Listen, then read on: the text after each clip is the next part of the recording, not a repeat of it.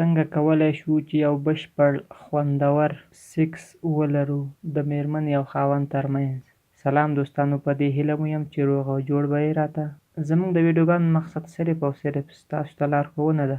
هیله کوم غلط مطلب ترې وانخلئ. که مو زموږ چینل نه وي سبسکرایب کړی درسره سبسکرایب یې کړئ او په خوا کې ورسره د ګوګړي نشان هم ووهئ. له ډېرو مې وپوښتل چې ولې د جنسي او شهوي اړیکو اړوند چې افغانان ورته خورا اړمن دي پوهنیزې لیکنې او خپرونې نه کوئ. نو ځواب یې منفي او شرم و. رښتیا هم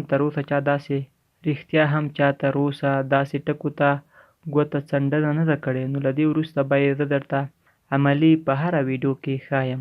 ولې افغانانو کې مینه او عاطفه لږ ده؟ ولې ښځه او میړه هغه خوښي نه لري چې باید لرلی یې؟ ولې ماشومان کور مغزه ترخه ترش بې مینې وي؟ او ولې د جنسي ژوند څخه افغانان خوند نشي اخیستی؟ ولې کورنۍ شخړې، نامشروعې اړیکې، زنا، لواطت او بهر پر نورو شهوت پارول کېږي؟ د ټولو ځواب ما وروسته له خورا شننو او پلټنو دا ترلاسه کړ. کلکې څېړنې څرګندوي چې د خاوند او کورودانې مستي، سیکسي اړیکې، د شهوت لوړوالی، مستي، یو بل باندې ناز، د پارونکو برخو ښکلول، لاس پرې وهل او څټل، د یو بل هره شهوي غوښتنه منل، د کوروالۍ یا سیکس پر مهال کولی شي د ښځې او میړه ترمنځ خوږوالی او نږدېکت راولي. د دغسې سیکس وروسته ماشوم خورا هڅاند، ځیرک، تاند، بریمن، ښکلی، شیدوپی او تک سپین او هوسا وي.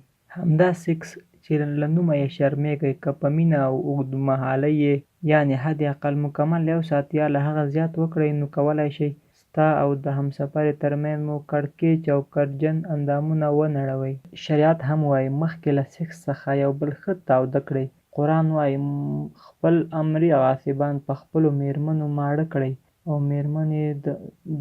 میرمنې دې پر تاسو.